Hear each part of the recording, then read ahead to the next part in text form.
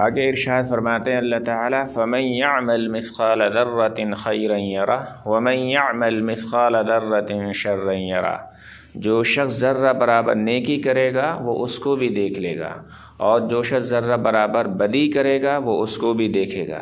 یقیناً میرے بھائیو، بزرگوں، دوستو، قیامت کا دن بڑا ہوش ربا، دلوں کو دہلا دینے والا اور عقلوں کو معاف کر دینے والا ہے۔ اس دن اگر کسی کو کوئی نیکی کام آ جائے تو اس سے بہتر اس کے لیے کوئی گفٹ نہیں ہو سکتا، اور اس دن کسی کی برائی چھپا دی جائے اس سے بہتر گفٹ اس کے لیے اور کوئی تحفہ ہو نہیں سکتا۔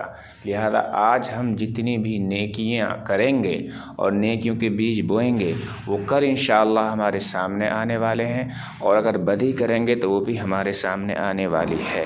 اللہ تعالیٰ سے دعا کریں کہ اللہ تعالیٰ ہم سب کو نیکی کرنے کی توفیق نصیب فرمائے اور برائیوں سے ہماری حفاظت فرمائے۔